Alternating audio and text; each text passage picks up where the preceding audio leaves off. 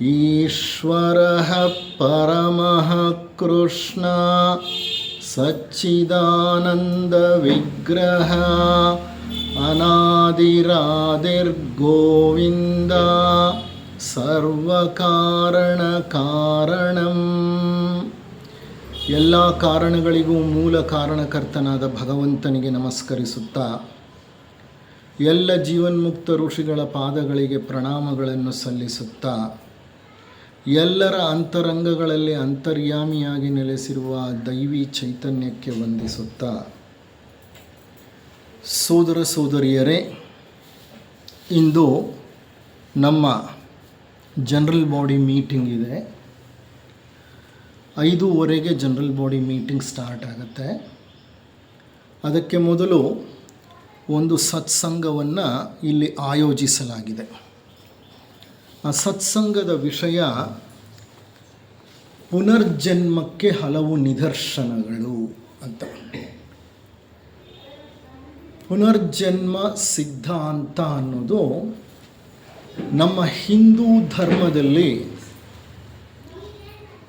ಮೂಲಭೂತವಾದಂತಹ ಒಂದು ಸಿದ್ಧಾಂತ. ಹಿಂದೂ ಮತ ಬಹಳ ಪ್ರಾಚೀನವಾದದ್ದು, ಅದಕ್ಕೆ ದೀರ್ಘ ಇತಿಹಾಸವಿದೆ. ಇದನ್ನು ಮತ ಅಂತ ಹೇಳೋ ಬದಲು ಇದನ್ನು ಧರ್ಮ ಅಂತ ಹೇಳೋದು ಉಚಿತ ಅನಿಸುತ್ತೆ. ಮತಕ್ಕೂ ಧರ್ಮಕ್ಕೂ ಸ್ವಲ್ಪ ವ್ಯತ್ಯಾಸ ಇದೆ. ಮತ ಅನ್ನೋದು ಒಂದು ನಿರ್ದಿಷ್ಟ ಚೌಕಟ್ಟಿನಲ್ಲಿ ಕೆಲಸ ಮಾಡುವಂತಹ ಒಂದು ವ್ಯವಸ್ಥೆ. ಆದರೆ ಧರ್ಮ ಅನ್ನುವಂಥದ್ದು ವಿಶಾಲವಾದದ್ದು. ಯಾವುದು ಸತ್ಯವನ್ನು ಎತ್ತಿ ಹಿಡಿಯುತ್ತದೆಯೋ, ಯಾವುದು ಎಲ್ಲವನ್ನೂ ಧರಿಸುತ್ತದೆಯೋ ಅದು ಧರ್ಮ. ಹಿಂದೂ ಧರ್ಮ ಕೆಲವು ಮೂಲಭೂತ ಸಿದ್ಧಾಂತಗಳನ್ನು ಬಹಳ ಮುಖ್ಯವಾಗಿ ಪರಿಗಣಿಸುತ್ತೆ. ಅಂಥ 3 ಸಿದ್ಧಾಂತಗಳೇ ಕರ್ಮ ಸಿದ್ಧಾಂತ, ಪುನರ್ಜನ್ಮ ಸಿದ್ಧಾಂತ ಮತ್ತು ಅವತಾರ ಸಿದ್ಧಾಂತ. ಈ 3 ಸಿದ್ಧಾಂತಗಳು ಹಿಂದೂ ಧರ್ಮಕ್ಕೆ ಅಡಿಪಾಯವಿದ್ದ ಹಾಗೆ, ಫೌಂಡೇಶನ್ ಸ್ಟೋನ್ ಇದ್ದ ಹಾಗೆ. ಕಟ್ಟಡ ಕಟ್ಟಲಿಕ್ಕೆ ಹೇಗೆ ಅಡಿಪಾಯವು ಬಹಳ ಮುಖ್ಯವೋ, ಹಾಗೆ ಹಿಂದೂ ಧರ್ಮಕ್ಕೆ ಬಹಳ ಮುಖ್ಯವಾದಂಥ ಅಡಿಪಾಯಗಳೇ ಈ 3 ಸಿದ್ಧಾಂತಗಳು. ಕರ್ಮ ಸಿದ್ಧಾಂತ ಅಂದರೆ ಏನು ಅನ್ನೋದನ್ನು ಸಂಕ್ಷಿಪ್ತವಾಗಿ ತಿಳ್ಕೊಂಡು ಪುನರ್ಜನ್ಮ ಸಿದ್ಧಾಂತವನ್ನು ಪ್ರವೇಶ ಮಾಡೋಣ. ಯಾಕೆ ಅಂದರೆ ಕರ್ಮ ಸಿದ್ಧಾಂತಕ್ಕೂ ಪುನರ್ಜನ್ಮ ಸಿದ್ಧಾಂತಕ್ಕೂ ನಿಕಟ ಸಂಬಂಧವಿದೆ, ಸಂಪರ್ಕವಿದೆ. ಕರ್ಮ ಸಿದ್ಧಾಂತ ಮಾಡಿದ್ದುಣ್ಣೋ ಮಹಾರಾಯ ಅಂತ ಹೇಳುತ್ತೆ. ನಾವು ಮಾಡುವ ಪ್ರತಿ ಕೆಲಸ ಕಾರ್ಯಗಳು ತಮ್ಮದೇ ಆದ ಫಲಿತಾಂಶವನ್ನು ಹೊಂದಿರುತ್ತೆ. ಕೆಲಸ ಕಾರ್ಯಗಳನ್ನು ಮಾಡದೆ ಮನುಷ್ಯ ಎಂದಿಗೂ ಈ ಪ್ರಪಂಚದಲ್ಲಿ ಬದುಕಿರಲಿಕ್ಕೆ ಸಾಧ್ಯವೇ ಇಲ್ಲ. ಆತ ತನ್ನ ಇಂದ್ರಿಯಗಳ ಮೂಲಕ, ಅಂದರೆ ಜ್ಞಾನೇಂದ್ರಿಯಗಳ ಮೂಲಕ, ಕರ್ಮೇಂದ್ರಿಯಗಳ ಮೂಲಕ ಶಾರೀರಿಕವಾಗಿ ಕೆಲಸ ಮಾಡ್ತಿರ್ತಾನೆ, ಮಾನಸಿಕವಾಗಿ ಕೆಲಸ ಮಾಡ್ತಿರ್ತಾನೆ, ಭಾವನಾತ್ಮಕವಾಗಿ ಕೆಲಸ ಮಾಡ್ತಿರ್ತಾನೆ. ರಾತ್ರಿ ಮಲಗಿದ್ದಾಗ್ಲೂ ಆತನ ಮನಸ್ಸು ಕೆಲಸ ಮಾಡ್ತಾ ಇರುತ್ತೆ, ಸ್ವಪ್ನಗಳು ಬರ್ತಾನೆ ಇರ್ತವೆ. ಅಂದರೆ ಒಂದು ಕ್ಷಣ ಸಹ ಕೆಲಸ ಮಾಡದೆ ವ್ಯಕ್ತಿ ಇರಲಿಕ್ಕೆ ಸಾಧ್ಯವಿಲ್ಲ. ಸುಮ್ಮನೆ ಕುಳಿತಿದ್ರೂ ಆಲೋಚನೆಗಳು ಬರ್ತಾ ಇರುತ್ತೆ, ಭಾವನೆಗಳು ಬರ್ತಾ ಇರುತ್ತೆ, ನಮ್ಮ ಶರೀರದ ಅವಯವಗಳು, ಅಂಗಗಳು ಕೆಲಸ ಮಾಡ್ತಾನೆ ಇರ್ತವೆ. ಹೃದಯ ಬಡಿತಾನೆ ಇರುತ್ತೆ, ಶ್ವಾಸಕೋಶ ವಿಕಸಿಸುತ್ತೆ, ಸಂಕುಚಿಸುತ್ತೆ, ರಕ್ತ ಹರಿತಾ ಇರುತ್ತೆ, ನಾಡಿ ಮಿಡಿತಾ ಇರುತ್ತೆ. ಅಂದರೆ ಕರ್ಮ ಅನ್ನೋದು ಪ್ರತಿಯೊಂದು ಜೀವಿಯು ಹುಟ್ಟಿದ ನಂತರ ಅಗತ್ಯವಾಗಿ ಮಾಡಲೇಬೇಕಾದದ್ದು.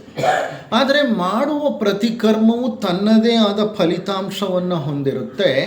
ಆ ಫಲಿತಾಂಶವನ್ನು ಕರ್ಮವನ್ನು ಮಾಡ್ತಾ ಇರೋ ವ್ಯಕ್ತಿ ಅನುಭವಿಸಲೇಬೇಕು. ಅದಕ್ಕೆ ನಾವೇನು ಹೇಳ್ತೇವೆ, ಈಗ ಬಿತ್ತಿದ್ದನ್ನು ಮುಂದೆ ನಾವೇ ಬೆಳೆಯಬೇಕು. ಇದು ಹಿಂದೂ ಧರ್ಮದ ಒಂದು ಮೂಲ ಸಂದೇಶ. ಇಂದು ನಾವು ಯಾವ ಬೀಜಗಳನ್ನು ಬಿತ್ತುತ್ತೀವೋ ಆ ಬೀಜಗಳೇ ಮುಂದೆ ಮೊಳೆತು ಪೈರಾಗಿ ಬೆಳೆಯಾಗಿ ನಮ್ಮ ಮುಂದೆ ಗೋಚರಿಸುತ್ತೆ. ನಮ್ಮ ಕಾರ್ಯಗಳು, ಕೆಲಸಗಳು ಅಲ್ಲದೆ ಭಾವನೆಗಳು, ಯೋಚನೆಗಳು ಸಹ ತಮ್ಮದೇ ಆದ ಪರಿಣಾಮವನ್ನು ಹೊಂದಿರುತ್ತವೆ. ಆ ಪರಿಣಾಮಗಳನ್ನು ಸೃಷ್ಟಿ ಮಾಡುವವರು ನಾವೇ. ಆ ಪರಿಣಾಮಗಳಿಂದ ಆಗುವ ಎಲ್ಲ ಅನಾಹುತಗಳನ್ನು ಎದುರಿಸುವವರು ನಾವೇ. ಆದ್ದರಿಂದ ಪರಿಣಾಮವನ್ನು ಉತ್ಪತ್ತಿ ಮಾಡುವಂತಹ ಕರ್ಮದ ಬಗ್ಗೆ ನಮಗೆ ಆಳ ಅರಿವಿರಬೇಕು. ಎಂಥ ಕರ್ಮವನ್ನು ಮಾಡಿದ್ರೆ ಎಂಥ ಪರಿಣಾಮ ಉಂಟಾಗುತ್ತೆ, ಆ ಪರಿಣಾಮದಿಂದ ಮುಂದೆ ಎಂತಹ ಒಂದು ಕಾರಣ ಉದ್ಭವವಾಗತ್ತೆ, ಆ ಕಾರಣದಿಂದ ಪುನಃ ಮತ್ತೆಂಥ ಪರಿಣಾಮ ಉತ್ಪತ್ತಿಯಾಗತ್ತೆ. It is a cycle. ಇದನ್ನು ಕಾರ್ಯ ಕಾರಣ ಸಂಬಂಧ ಅಂತ ಹೇಳ್ತೇವೆ. ಒಂದು ಕಾರ್ಯ ಜರುಗಿದಾಗ ಒಂದು ಕಾರಣ ಉತ್ಪತ್ತಿಯಾಗತ್ತೆ. ಯಾವಾಗ ಒಂದು ಕಾರಣ ಉತ್ಪತ್ತಿಯಾಗುತ್ತೋ ಆ ಕಾರಣದಿಂದ ಒಂದು ಕಾರ್ಯ ಸಂಭವಿಸಬೇಕಾಗತ್ತೆ. ಇದು ಎಡಬಿಡದೆ ನಡೀತಾ ಇರುತ್ತೆ. ಇದನ್ನೇ ಕರ್ಮ ಅಂತ ಹೇಳ್ತಾರೆ. ಆದರೆ ಈ ಕರ್ಮವನ್ನು ಮಾಡುವ ಹಂತದಲ್ಲಿ ಒಂದು ಸೂಕ್ಷ್ಮತೆ, ಒಂದು ಕುಶಲತೆ ನಮ್ಮಲ್ಲಿದ್ದರೆ ನಾವು ಹೆಚ್ಚು ಹೆಚ್ಚು ಕರ್ಮಗಳನ್ನು ಮುಂದಿನ ಜನ್ಮಕ್ಕೆ ಶೇಖರಿಸಿ ಇಡೋದಿಲ್ಲ. ಅದಕ್ಕೆ ಭಗವದ್ಗೀತೆಯಲ್ಲಿ ಶ್ರೀಕೃಷ್ಣ ಹೇಳಿದ್ದು ಕರ್ಮಸು ಯೋಗ ಕರ್ಮಸು ಕೌಶಲಃ, ಯೋಗ ಕರ್ಮಸು ಕೌಶಲಃ. ಯೋಗ ಅಂದರೆ ಇನ್ನೇನು ಅಂದರೆ ಕರ್ಮವನ್ನು ಕೌಶಲ್ಯದಿಂದ ಮಾಡೋದೇ ಯೋಗ. ಕೌಶಲ್ಯದಿಂದ ಮಾಡೋದು ಅಂದರೆ ಅರ್ಥ ಮುಂದೆ ಕರ್ಮಗಳನ್ನು ಕಟ್ಕೊಳ್ಳದೆ ಇರುವಂಥದ್ದು ಅಂತ. ಅದಕ್ಕೆ ಶ್ರೀಕೃಷ್ಣ ಪರಮಾತ್ಮ ಭಗವದ್ಗೀತೆಯ ಕರ್ಮಯೋಗದಲ್ಲೇ ಬಹಳ ಸುಂದರವಾಗಿ ನೀಡಿಬಿಡ್ತಾನೆ. ಕರ್ಮಣ್ಯೇವಾಧಿಕಾರಸ್ತೆ ಮಾ ಫಲೇಶು ಕದಾಚನ ಮಾ ಕರ್ಮಫಲ ಹೇತುರ್ಭೂರ್ ಮಾತೆ ಸಂಗೋಸ್ತ್ವ ಕರ್ಮಣಿ. ಅಂದರೆ ಅರ್ಥ, ಅಯ್ಯ ಅರ್ಜುನ, ಕರ್ಮ ಮಾಡಲಿಕ್ಕೆ ಮಾತ್ರ ನಮಗೆಲ್ಲರಿಗೂ ಅಧಿಕಾರವಿದೆಯೇ ಹೊರತು ಕರ್ಮದ ಫಲದ ಮೇಲೆ ನಮಗೆ ಯಾವ ಅಧಿಕಾರವೂ ಇಲ್ಲ. ಕರ್ಮವನ್ನು ಮಾಡಬೇಕು, ಮಾವಿನ ಬೀಜವನ್ನು ಬಿತ್ತಬೇಕು. ಯಾಕೆ? ಅದು ನನಗೂ ಬೇಕು, ಇತರರಿಗೂ ಬೇಕು. ಅಕಸ್ಮಾತ್ ನಾನು ಇರಲಿಲ್ಲ ಅಂದ್ರೂ ಮುಂದೆ ಬೆಳೆದಂಥ ಮರ ನೀಡುವಂತಹ ಮಾವಿನ ಹಣ್ಣುಗಳನ್ನು ಮುಂದಿನ ಸಂತತಿ ಅನುಭವಿಸುತ್ತೆ. ಮಾವಿನ ಬೀಜ ಬಿತ್ತೋದು ನಿನ್ನ ಕೆಲಸ. ಆದರೆ ಆ ಬೀಜ ಬಿತ್ತಿದ ಮೇಲೆ ಮಾವೇ ಹುಟ್ಟುತ್ತಾ ಬೇವೇ ಹುಟ್ಟುತ್ತಾ ಅದರ ಗೊಡವೆಗೆ ನೀನು ಹೋಗಬೇಡ. ಅದಕ್ಕೂ ನಿನಗೂ ಸಂಬಂಧ ಇಲ್ಲ. ಅಂದರೆ ನೀನು ಮಾಡೋ ಕೆಲಸವನ್ನು ಸರಿಯಾದ ಕೆಲಸವನ್ನು ಮಾಡು. ಆ ಕೆಲಸದ ಪರಿಣಾಮ ಏನು ಅನ್ನೋದ್ರ ಬಗ್ಗೆ ನೀನು ಯೋಚನೆ ಮಾಡಬೇಡ. ಕಾರಣ ಕರ್ಮ ಫಲ ನಿನಗೆ ಸೇರಿದ್ದಲ್ಲ, ಅದರ ಮೇಲೆ ನಿನಗೆ ಯಾವ ಹಕ್ಕೂ ಇಲ್ಲ. ಅದನ್ನು ನಿರ್ಧರಿಸುವುದು ಭಗವಂತ. ಕರ್ಮ ಫಲವನ್ನು ಆ ಭಗವಂತನಿಗೆ ನಿರ್ಧರಿಸಲು ಬಿಟ್ಟು ನಾವು ಯಾವ ನಿರೀಕ್ಷೆಗಳನ್ನು ಇಟ್ಟುಕೊಳ್ಳದೆ ಸುಮ್ಮನೆ ಮಾಡಬೇಕಾದ ಕರ್ಮವನ್ನು ಮಾಡ್ತಾ ಇರೋದು. ಇದೇ ಯೋಗ ಕರ್ಮಸು ಕೌಶಲ. ಗೃಹಿಣಿಯಾಗಿ ಮಾಡಬೇಕಾದಂಥ ಕೆಲಸ. ಏನನ್ನೂ ಎಕ್ಸ್ಪೆಕ್ಟ್ ಮಾಡಬೇಡ. ನನ್ನ ಮಗ ದೊಡ್ಡವನಾಗಿ ನನ್ನ ತಲೆ ಮೇಲೆ ಕಿರೀಟ ಇಡ್ತಾನೆ ಅನ್ನೋ ಆಸೆಯಿಂದ ನೀನು ಮನೆ ಕೆಲಸವನ್ನು ಮಾಡಬೇಡ. ತಂದೆಯಾದವನು ಹಣ ಸಂಪಾದನೆ ಬೇಕು ಸಂಸಾರ ನಡೆಸಲಿಕ್ಕೆ. ಆದರೆ ಆ ಹಣ ಸಂಪಾದನೆ ಮಾಡುವಾಗ ನಾನು ಇಷ್ಟೆಲ್ಲ ಕಷ್ಟಪಟ್ಟು ಸಂಪಾದಿಸಿ ತಂದು ನನ್ನ ಮಗನನ್ನು ಓದಿಸ್ತಿದ್ದೀನಿ, ನಾಳೆ ನನ್ನ ಮಗ ನನ್ನನ್ನು ಸಿಂಹಾಸನದ ಮೇಲೆ ಕೂಡಿಸ್ಕೊಳ್ತಾನೆ ಅನ್ನೋ ನಿರೀಕ್ಷೆಯನ್ನು ಇಟ್ಕೋಬೇಡ. ತಂದೆಯಾಗಿ ನಿನ್ನ ಕರ್ತವ್ಯವೇನೋ ಕರ್ತವ್ಯವನ್ನು ಕರ್ತವ್ಯಕ್ಕೋಸ್ಕರ ಮಾಡು, ಕೆಲಸವನ್ನು ಕೆಲಸಕ್ಕೋಸ್ಕರ ಮಾಡು. ಏನನ್ನೂ ನಿರೀಕ್ಷಿಸಬೇಡ. ನಿರೀಕ್ಷಣೆ ಇಲ್ಲದ, ಫಲಿತಾಂಶದ ಗೊಡವೆಗೆ ಹೋಗದ, ಪರಿಣಾಮದ ಕಡೆ ಗಮನವನ್ನು ಕೊಡದ, ಮಾಡಬೇಕಾದ ಕೆಲಸವನ್ನು ಧಾರ್ಮಿಕವಾಗಿ ನಾನು ಏನು ಮಾಡಬೇಕು ಅದನ್ನು ಮಾಡ್ತಾ ಇರೋದಿದೆಯಲ್ಲ, ಅದನ್ನು ನಿಷ್ಕಾಮ ಕರ್ಮ ಅಂತ ಭಗವಂತ ಕರೀತಾನೆ. ಇರಲಿ, ಇಂತಹ ಕರ್ಮ ಮಾಡೋದರಿಂದ ಏನು ಫಲಿತಾಂಶ ಅನ್ನೋದ್ರ ಕಡೆ ನಮ್ಮ ಮನಸ್ಸು ಹೋಗಬಾರ್ದು. ನಮ್ಮ ಮನಸ್ಸು ಇಷ್ಟೇ, ಇದು ಸರಿಯಾ, ಮಾಡಬೇಕಾದ ಕೆಲಸನ ಸುಮ್ಮನೆ ಮಾಡು ಅಷ್ಟೆ. ಈ ಕರ್ಮ ಸಿದ್ಧಾಂತಕ್ಕೂ ಪುನರ್ಜನ್ಮ ಸಿದ್ಧಾಂತಕ್ಕೂ ಬಹಳ ನಿಕಟ ಸಂಪರ್ಕ ಇದೆ. ಮೊದಲನೇ ಸಿದ್ಧಾಂತ ಕರ್ಮ ಸಿದ್ಧಾಂತವಾದರೆ ಹಿಂದೂ ಮತ ನಂಬುವುದು, ವಿಶ್ವಾಸ ಇಟ್ಟಿರೋದು. ಎರಡನೆಯ ಒಂದು ಸಿದ್ಧಾಂತವೇ ಪುನರ್ಜನ್ಮ ಸಿದ್ಧಾಂತ. ಏನು ಸಂಬಂಧ ಕರ್ಮ ಸಿದ್ಧಾಂತಕ್ಕೂ ಪುನರ್ಜನ್ಮ ಸಿದ್ಧಾಂತಕ್ಕೂ? ನೋಡಿ, ಈ ಕರ್ಮವನ್ನು ನಾವು ಹುಟ್ಟಿದ ನಂತರ ಮಾಡ್ತಾ ಇರುವಾಗ ನಮ್ಮಲ್ಲಿ ಸ್ವಾರ್ಥ, ಆಶೆ, ಬಯಕೆ, ವಾಂಛೆ, ಲಾಲಸೆ, ನಿರೀಕ್ಷೆ ಇದ್ದರೆ ಆ ಕರ್ಮದ ಫಲಿತಾಂಶವೇನಿದೆಯೋ ಅದು ನಮ್ಮನ್ನು ಕಟ್ಟಿ ಹಾಕುತ್ತೆ. ಹೇಗೆ ಕಟ್ಟಿ ಹಾಕತ್ತೆ? ಆಶೆಯಿಂದ ಕೂಡಿದಂತಹ ಒಂದು ಕರ್ಮ ನಮ್ಮನ್ನು ಕರ್ಮದಿಂದ ಬಿಡಿಸೋದಿಲ್ಲ, ಅದರ ಬದಲು ಕರ್ಮದ ಹಗ್ಗಕ್ಕೆ ನಮ್ಮನ್ನು ಕಟ್ಟಿ ಹಾಕಿಬಿಡುತ್ತೆ. ಹೇಗೆ ಅಂತ ಅಂದರೆ, ಈ ಹಂತದಲ್ಲಿ ಕೌಶಲ್ಯವಿಲ್ಲದೆ ಹೋದಾಗ ಈ ಕರ್ಮವನ್ನು ನಾವು ಪರಿಹರಿಸಿಕೊಳ್ಳುವ ಅಥವಾ ಈ ಕರ್ಮವನ್ನು ನೆರವೇರಿಸಿಕೊಳ್ಳುವ ಹಂತದಲ್ಲಿ ಹೊಸ ಕರ್ಮಗಳನ್ನು ಸೃಷ್ಟಿ ಮಾಡ್ಕೋತೀವಿ. ಆ ಹೊಸ ಕರ್ಮಗಳನ್ನು ನಾವು ಆಗಾಮಿ ಕರ್ಮಗಳು ಅಂತ ಕರಿತೀವಿ. ಆಗಾಮಿ ಅಂದರೆ ಈಗದು ಫಲಿತಾಂಶವನ್ನು ತೋರೋದಿಲ್ಲ. ಈ ಆಗಾಮಿ ಕರ್ಮ ನಮ್ಮನ್ನು ಹಿಂಬಾಲಿಸಿ ಬರುತ್ತೆ ನಾವು ಮರಣ ಹೊಂದಿದ ನಂತರ ಸಹ. ಹೇಗೆ ಹಿಂಬಾಲಿಸಿ ಬರುತ್ತೆ? ಈ ಆಗಾಮಿ ಕರ್ಮವೇ ಮುಂದೆ ಹೋಗಿ ಮರಣದ ನಂತರ ಪ್ರಾರಬ್ಧ ಕರ್ಮದ ಜೊತೆ ಸೇರ್ಕೊಂಡು ಬಿಡುತ್ತೆ, ಸಂಚಿತ ಕರ್ಮದ ಜೊತೆ ಸೇರ್ಕೊಂಡು ಬಿಡುತ್ತೆ. ಮುಂದಿನ ಜನ್ಮಕ್ಕೆ ಈ ಕರ್ಮಗಳ ಫಲಿತಾಂಶವನ್ನು ನಾವು ತೀರಿಸಲೇಬೇಕಾಗುತ್ತೆ. ಅಂದರೆ ಆಗಾಮಿ ಕರ್ಮ ಅಂತ ಒಂದಿದೆ, ಆ ಕರ್ಮವನ್ನು ನಾವೇ ಸೃಷ್ಟಿ ಮಾಡ್ಕೋತೀವಿ. ಯಾವಾಗ ಅಂದರೆ ನಮಗೆ ಕರ್ಮದಲ್ಲಿ ಬಿರಬೇಕಾದ ಕೌಶಲ್ಯವು ಇಲ್ಲದೆ ಹೋದಾಗ, ನಿರೀಕ್ಷೆಗಳಿಂದ ಕೂಡಿದಂಥ ಕರ್ಮವನ್ನು ಮಾಡ್ತಾ ಹೋದಾಗ ಆ ಕರ್ಮಗಳು ನಮ್ಮನ್ನು ಹಿಂಬಾಲಿಸಿ ಆಗಾಮಿ ಕರ್ಮವಾಗಿ ಮುಂದಿನ ಜನ್ಮಕ್ಕೆ ಬರುತ್ತೆ. ಆ ಜನ್ಮಗಳಲ್ಲಿ ನಾವು ಈ ಕರ್ಮವನ್ನು ತೀರಿಸಿಕೊಳ್ಳಬೇಕಾಗತ್ತೆ. ಅಂದರೆ ಕರ್ಮ ಸಿದ್ಧಾಂತ ಬಹಳ ಸೂಕ್ಷ್ಮವಾಗಿ ಹೇಳ್ತಾ ಇದೆ, ಕೌಶಲ್ಯವಿಲ್ಲದಂಥ ಕರ್ಮ ಪುನರ್ಜನ್ಮಕ್ಕೆ ಕಾರಣವಾಗುತ್ತೆ. ಅದಕ್ಕೆ ಭಗವದ್ಗೀತೆ ಹೇಳೋದು, ಯೋಗ ಕರ್ಮಸು ಕೌಶಲ. ಯೋಗ ಅಂದರೆ ಮತ್ತೇನೂ ಅಲ್ಲ, ಮಾಡೋ ಕೆಲಸವನ್ನು, ಕಾರ್ಯವನ್ನು, ಕರ್ಮವನ್ನು ಕೌಶಲ್ಯದಿಂದ ಮಾಡೋದು. Skilfully doing what you are suppose to do ಅಂತ. ಇಲ್ಲಿಗೆ ಕರ್ಮ ಸಿದ್ಧಾಂತವನ್ನು ಬಿಡೋಣ. ಎರಡನೆಯ ಸಿದ್ಧಾಂತ ಪುನರ್ಜನ್ಮ ಸಿದ್ಧಾಂತ. ಪುನರ್ಜನ್ಮ ಸಿದ್ಧಾಂತದ ಬಗ್ಗೆ ಹಲವು ಮತಗಳಲ್ಲಿ, ಮತಾನುಯಾಯಿಗಳಲ್ಲಿ ಆಳ ನಂಬಿಕೆ ಇದೆ. ಹಿಂದೂ ಧರ್ಮ ಅಥವಾ ಹಿಂದೂ ಮತ ಪುನರ್ಜನ್ಮ ಸಿದ್ಧಾಂತಕ್ಕೆ ಬಹಳ ಪ್ರಾಶಸ್ತ್ಯವನ್ನು ಕೊಡುತ್ತೆ. ನಮ್ಮ ಭರತ ಖಂಡದಲ್ಲಿ ಹುಟ್ಟಿದ ಎಲ್ಲ ಧರ್ಮಗಳು ಪುನರ್ಜನ್ಮವನ್ನು ಒಪ್ಪಿಕೊಳ್ಳುತ್ತವೆ. ಜೈನ ಧರ್ಮ, ಬೌದ್ಧ ಧರ್ಮ, ಸಿಖ್ ಧರ್ಮ ಪುನರ್ಜನ್ಮವನ್ನು ಒಪ್ಪಿಕೊಳ್ಳುತ್ತವೆ, ಪುನರ್ಜನ್ಮದ ಬಗ್ಗೆ ವಿಶ್ವಾಸವನ್ನು ಹೊಂದಿವೆ. ಇವಲ್ಲದೆ ಕ್ರೈಸ್ತ ಧರ್ಮ, ಯೇಸು ಕ್ರಿಸ್ತನಿಗೆ ಪುನರ್ಜನ್ಮದ ಬಗ್ಗೆ ಆಳ ನಂಬಿಕೆ ಇತ್ತು. ಕ್ರಿಸ್ತನಿಗೆ ನಂಬಿಕೆ ಇತ್ತು ಪುನರ್ಜನ್ಮದ ಬಗ್ಗೆ. ಕ್ರಿಸ್ತನ ಅನುಯಾಯಿಗಳಿಗೂ ಪ್ರಾರಂಭದಲ್ಲಿ ಪುನರ್ಜನ್ಮದ ಬಗ್ಗೆ ನಂಬಿಕೆ ಇತ್ತು. ಆದರೆ ಪ್ರಾರಂಭದ ಕೆಲವು ಶತಮಾನಗಳ ನಂತರ ಕ್ರೈಸ್ತ ಮತದಲ್ಲಿ ಪುನರ್ಜನ್ಮಕ್ಕೆ ಒಂದು ಸ್ಥಾನವನ್ನು ಕೊಡಲಿಲ್ಲ. ಕ್ರೈಸ್ತ ಮತದ ಬೋಧನೆಗಳು ಸಾಕಷ್ಟು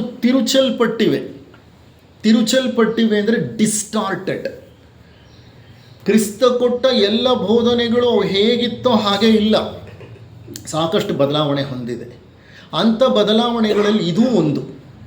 ಪ್ರಾರಂಭದ ಕ್ರೈಸ್ತರು ಪುನರ್ಜನ್ಮವನ್ನು ನಂಬಿದ್ರೆ ಯಾವುದೋ ಮಧ್ಯದ ಹಂತದಲ್ಲಿ ಪುನರ್ಜನ್ಮದ ಮೇಲಿದ್ದ ನಂಬಿಕೆಯನ್ನು ಚರ್ಚ್ ತೆಗೆದುಹಾಕ್ತು.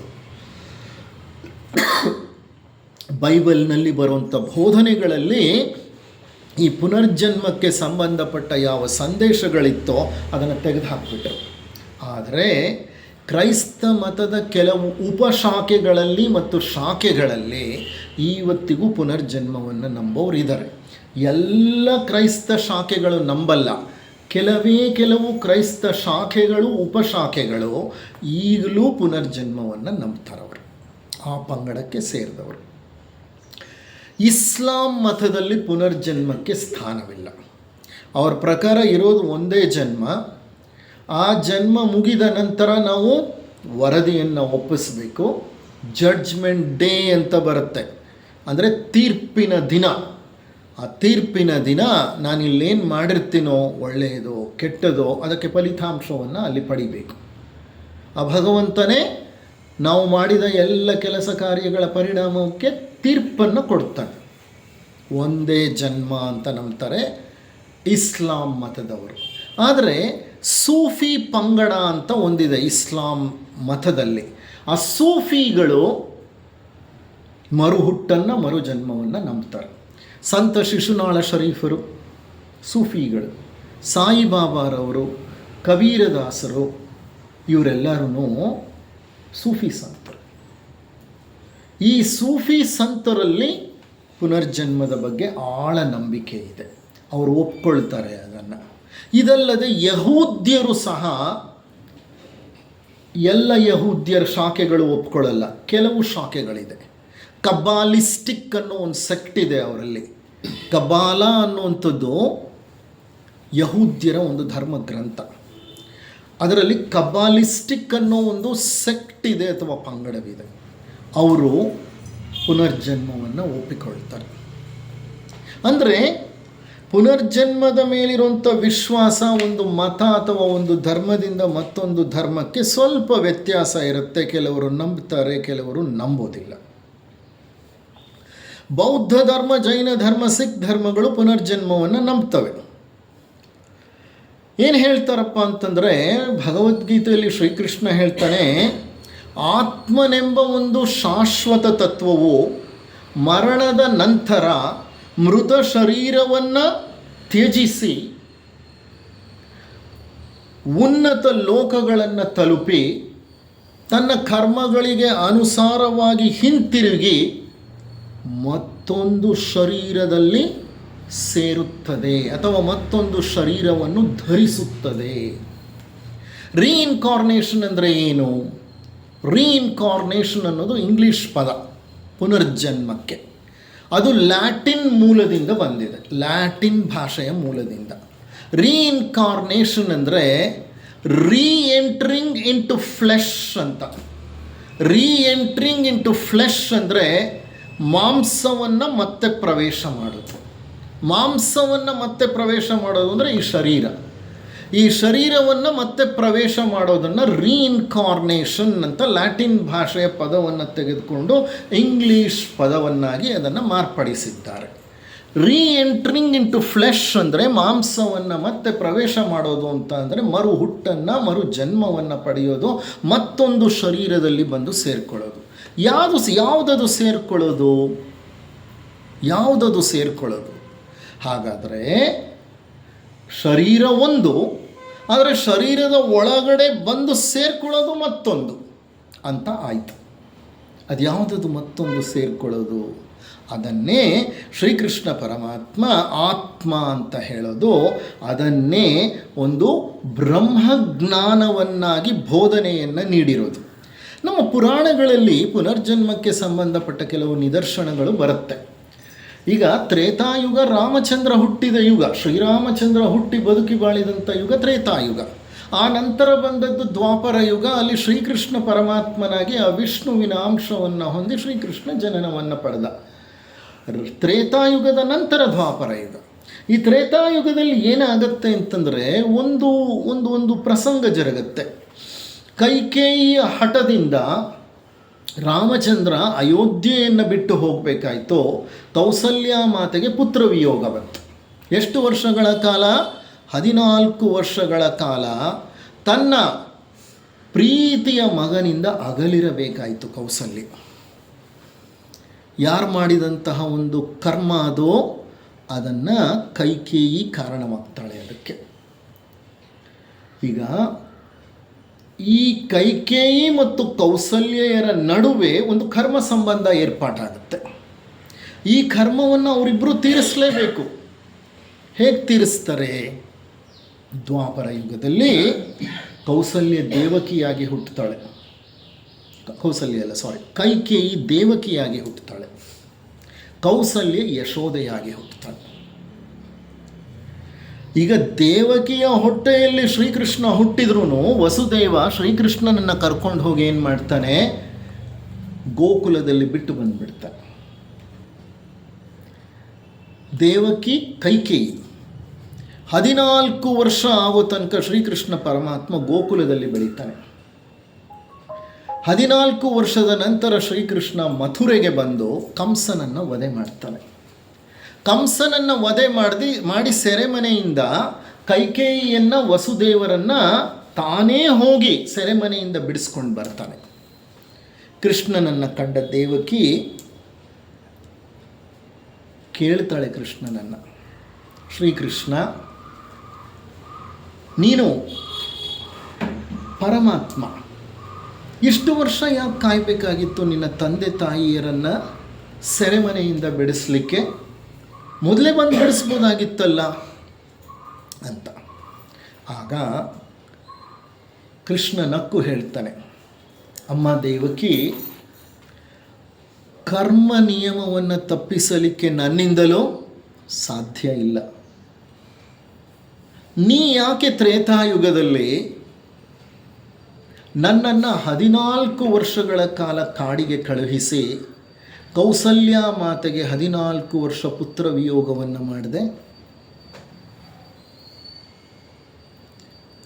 ಆ ಕರ್ಮವನ್ನು ನೀ ಈಗ ದೇವಕಿಯಾಗಿ ಅನುಭವಿಸ್ತಿದೀಯ. ಹಾಗಾದರೆ ಯಶೋದೆ ಏನು ಮಾಡಿದ್ಲು ಪುಣ್ಯ ಅಂತ ಕೇಳ್ತಾಳೆ ಆಕೆ. ಹಾಗೆ ಹೇಳ್ತಾನೆ, ಯಾವ ಕೌಸಲ್ಯ ಮಾತೆ 14 ವರ್ಷ ಪುತ್ರ ವಿಯೋಗವನ್ನು ಅನುಭವಿಸಿದ್ಲು ತ್ರೇತಾಯುಗದಲ್ಲಿ, ಆ ಕೌಸಲ್ಯೇ ಈಗ ಯಶೋದೆಯಾಗಿ ಆ 14 ವರ್ಷಗಳ ಕಾಲ ಈ ಪುತ್ರನ ಜೊತೆ ಸುಖ ಸಂತೋಷಗಳನ್ನು ಅನುಭವಿಸಿದಳು. ಆಕೆಯೇ ಯಶೋದೆ, ಕೌಸಲ್ಯೆಯೇ ಯಶೋದೆ, ದೇವಕಿಯೇ ಕೈಕೇಯಿ. ಅಂದರೆ ಈ ಕರ್ಮ ಸಂಬಂಧಗಳನ್ನು ಪುರಾಣಗಳಲ್ಲಿ ಸಹ ನಮ್ಮ ಧರ್ಮ ಕಥನಗಳಲ್ಲಿ ಸಹ ಎಷ್ಟು ಸುಂದರವಾಗಿ ವರ್ಣಿಸಿ ಹೇಳ್ತಾರೆ ನೋಡಿ. ಈ ರೀತಿ ಅವರು ಕರ್ಮಗಳನ್ನು ಸರಿತೂಗಿಸಿಕೊಳ್ತಾರೆ. ಕರ್ಮಗಳನ್ನು ಸರಿದೂಗಿಸುವುದು, ಇಂಥ ಸಾಕಷ್ಟು ಸಂಗತಿಗಳು ನಮ್ಮ ಮತಗ್ರಂಥಗಳಲ್ಲಿ ಅಲ್ಲಲ್ಲಿ ಕಂಡುಬರುತ್ತೆ. ಆದರೆ ಈ ಸಂಗತಿಗಳನ್ನು ವಿಜ್ಞಾನ ಯಾವುದೇ ವೈಜ್ಞಾನಿಕ ಸಾಕ್ಷಿಗಳಿಲ್ಲದೆ ಒಪ್ಕೊಳ್ಳಲ್ಲ. ವಿಜ್ಞಾನ ಒಪ್ಪಲ್ಲ. ಧರ್ಮಗ್ರಂಥಗಳು, ತತ್ವಶಾಸ್ತ್ರ ಒಂದು ಹಂತದಲ್ಲಿ ಇದನ್ನೆಲ್ಲ ಒಪ್ಪಿದ್ರೂ ವಿಜ್ಞಾನಕ್ಕೆ ಆಬ್ಜೆಕ್ಟಿವ್ ಎವಿಡೆನ್ಸ್ ಬೇಕು. ಆಬ್ಜೆಕ್ಟಿವ್ ಎವಿಡೆನ್ಸ್ ಅಂದರೆ ಒಂದು ವಸ್ತು ಸಾಕ್ಷ್ಯ ಬೇಕು. ಮಾತುಗಳನ್ನು ಅದು ನಂಬಲ್ಲ. ಅದಕ್ಕೆ on objective evidence is required. ವಿಜ್ಞಾನಕ್ಕೆ ಅಲ್ಲಗೆಳೆಯಲು ಸಾಧ್ಯವಿಲ್ಲದಂತಹ ಸಾಕ್ಷ್ಯಗಳು ಬಹಳ ಅವಶ್ಯಕ. ವಿಜ್ಞಾನ ಈ ಕಾಕ್ ಆ್ಯಂಡ್ ಬುಲ್ ಸ್ಟೋರೀಸ್ ಅಂತೀವಲ್ಲ, ಕಾಕ್ ಆ್ಯಂಡ್ ಬುಲ್ ಸ್ಟೋರೀಸ್ ಅಂತ ಅಂದರೆ ಕಟ್ಟು ಕಥೆಗಳು ಅಂತ ಅನ್ಕೋತೀವಲ್ಲ ನಾವು, ಅಂಥ ಕಥೆಗಳಿಗೆ ಪ್ರಾಶಸ್ತ್ಯ ಕೊಡೋದಿಲ್ಲ. ಹಾಗಾದರೆ ವಿಜ್ಞಾನ ಪುನರ್ಜನ್ಮವನ್ನು ಒಪ್ಪುತ್ತೀಯಾ? ಅದೊಂದು ಮೂಲ ಪ್ರಶ್ನೆ. ಒಪ್ತಿದೆಯಾ? ಈಗ 20ನೇ ಶತಮಾನದ ಅಂತ್ಯದಲ್ಲಿ, 21ನೇ ಶತಮಾನದ ಪ್ರಾರಂಭದಲ್ಲಿ ನಡೆದ ಎಷ್ಟೋ ಪರಿಶೋಧನೆಗಳು ಪುನರ್ಜನ್ಮದ ಬಗ್ಗೆ ಸಾಕಷ್ಟು ಬೆಳಕನ್ನು ಚೆಲ್ಲಿವೆ. ಅಲ್ಲದೆ ಪುನರ್ಜನ್ಮವನ್ನು ವಿಜ್ಞಾನವೆಂಬ ಮುಖ್ಯ ಜ್ಞಾನ ಪ್ರವಾಹ ಸಹ ಗಂಭೀರವಾಗಿ ಪರಿಗಣಿಸಿದೆ. ಒಪ್ಪುತ್ತಾ ಇಲ್ವಾ ವಿಜ್ಞಾನ? ಆಮೇಲೆ ನೋಡೋಣ.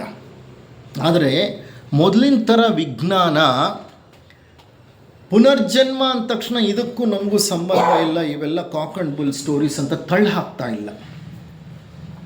ಬಹಳಷ್ಟು ಸಂಶೋಧಕರು, ಪರಿಶೋಧಕರು, ವಿಜ್ಞಾನಿಗಳು, ಮನಃಶಾಸ್ತ್ರಜ್ಞರು, ಮನೋವೈಜ್ಞಾನಿಕ ತಜ್ಞರು ಪುನರ್ಜನ್ಮಕ್ಕೆ ಬೇಕಾದ ನಿದರ್ಶನಗಳನ್ನು ವೈಜ್ಞಾನಿಕವಾಗಿ ವ್ಯವಸ್ಥಿತವಾಗಿ ಸಂಶೋಧನೆ ಮಾಡ್ತಾ ಇದ್ದಾರೆ. Ian Stevenson, doctor Ian Stevenson is A psychiatrist from US. ಅಮೇರಿಕಾದ ಒಬ್ಬ ಮನೋರೋಗ ತಜ್ಞ ಇಯಾನ್ ಸ್ಟೀವನ್ಸನ್.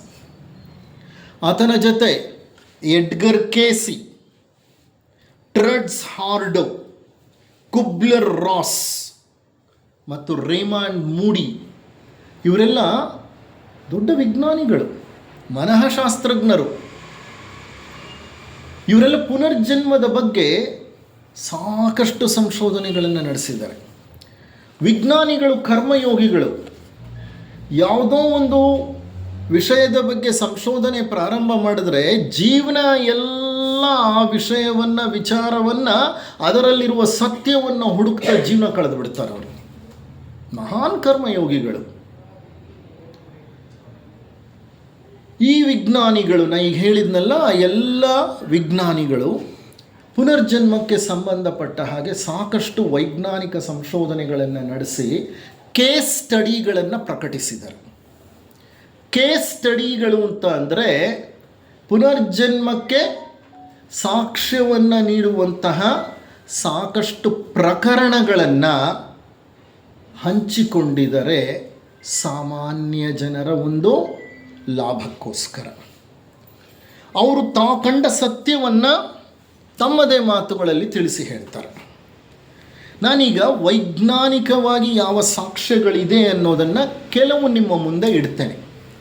ನಾನೊಂದು ಪುಸ್ತಕ ಓದ್ತಾ ಇದ್ದೆ, ಭಾಳ ಹಿಂದೆಯಿಂದ ಇದೆ, ಇದು ಹಲವಾರು ಬಾರಿ ಓದಿದ್ದೀನಿ. 30 most convincing cases of reincarnation by Trutz Hardo ಅಂತ. ಟ್ರೆಡ್ಸ್ ಹಾರ್ಡೋ ಸಾಕಷ್ಟು ಸಂಶೋಧನೆಗಳನ್ನು ಮಾಡಿದ್ದಾರೆ. ಅಲ್ಲದೆ ಕೆಲವು ಸಂಶೋಧನೆಗಳನ್ನು ಇತರರು ಮಾಡಿರೋದನ್ನು ಇದರಲ್ಲಿ ಹಂಚಿಕೊಂಡಿದ್ದಾರೆ. ಇಯಾನ್ ಸ್ಟೀವನ್ಸನ್ರ ಸಂಶೋಧನೆಗಳಿವೆ, ಹರಾಲ್ಡ್ಸನ್ರವರ ಸಂಶೋಧನೆಗಳಿದೆ, ಇದರಲ್ಲಿ ಕೇಸ್ ಸ್ಟಡೀಸ್ ಆಗಿ ಇದೆ. ಅಂದರೆ ಪುನರ್ಜನ್ಮವನ್ನು ಮನವರಿಕೆ ಮಾಡಿಕೊಡುವಂತಹ 30 ಪ್ರಕರಣಗಳು ಈ ಒಂದು ಗ್ರಂಥದಲ್ಲಿ ಪ್ರಸ್ತಾಪ ಮಾಡಿದ್ದಾರೆ. ನಾವು ಸಾಮಾನ್ಯವಾಗಿ ಅನ್ಕೋತೀವಿ ಪುನರ್ಜನ್ಮದ ಕೇಸ್ಗಳು ಬರೀ ಭಾರತ, ಶ್ರೀಲಂಕಾ, ನೇಪಾಳ, ಬಾಂಗ್ಲಾದೇಶ, ಎಲ್ಲೆಲ್ಲಿ ಹಿಂದೂಗಳಿದರೋ ಅಲ್ಲಿ ಮಾತ್ರ ಪುನರ್ಜನ್ಮಕ್ಕೆ ಸಂಬಂಧಪಟ್ಟಂಥ ಕೇಸ್ಗಳು ದೊರೆತಿರುತ್ತೆ ಅಂತ. ಹಾಗೇನಿಲ್ಲ, ವಿಶ್ವದಾದ್ಯಂತ ದೊರಕಿದೆ. ಯುರೋಪ್ನಲ್ಲಿ ಸಿಕ್ಕಿದೆ, ಆಸ್ಟ್ರೇಲಿಯಾನಲ್ಲಿ ಸಿಕ್ಕಿದೆ, ಅಮೇರಿಕಾನಲ್ಲಿ ಸಿಕ್ಕಿದೆ. ಅಲ್ಲೆಲ್ಲ ಕ್ರೈಸ್ತರು ಮತ್ತು ಇತರ ಮತಗಳಿಗೆ ಸಂಬಂಧಪಟ್ಟ ಜನ ಹೆಚ್ಚಾಗಿದ್ದಾರೆ. ಈವನ್ ಟರ್ಕಿ ಅಂತಂದರೆ ಇಸ್ಲಾಂ ದೇಶ. ಈಗ ಆ ಟರ್ಕಿಯಲ್ಲಿ ಸಹ ಕೆಲವು ನಿದರ್ಶನಗಳು ಸಿಕ್ಕಿವೆ. ಅಲ್ಲಿನ ಜನ ಇಸ್ಲಾಂ ಅಥವಾ ಕ್ರೈಸ್ತ ಪಂಥಕ್ಕೆ ಸೇರಿದವರು, ಅವರಿಗೆ ರೀಇನ್ಕಾರ್ನೇಷನ್ ಅನ್ನೋದೇ ಗೊತ್ತಿರುವುದಿಲ್ಲ.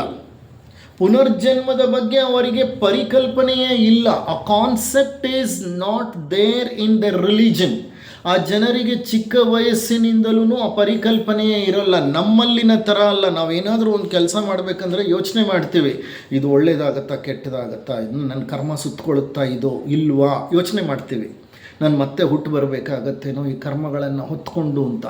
ಅವರಲ್ಲಿ ಆ ಪ್ರಜ್ಞೆನೇ ಇಲ್ಲ. ಯಾಕೆಂದರೆ ರೀಇನ್ಕಾರ್ನೇಷನ್ ಅನ್ನೋದನ್ನು ಅವರ ಧರ್ಮ, ಅವರ ಮತ ಬೋಧಿಸೋದಿಲ್ಲ. ಅಂಥ ದೇಶಗಳಲ್ಲಿ ಸಹ ಪುಟ್ಟ ಪುಟ್ಟ ಮಕ್ಕಳು ತಮ್ಮ ಹಿಂದಿನ ಜನ್ಮಕ್ಕೆ ಸಂಬಂಧಪಟ್ಟ ನೆನಪುಗಳನ್ನು ಹೊರಗೆಡಹಿ ಅವು ಸತ್ಯವಾಗಿ ಆಮೇಲೆ ಗೋಚರಿಸಿವೆ. ಅಂಥ ಕೇಸ್ಗಳು ಬೇಕಾದಷ್ಟಿವೆ.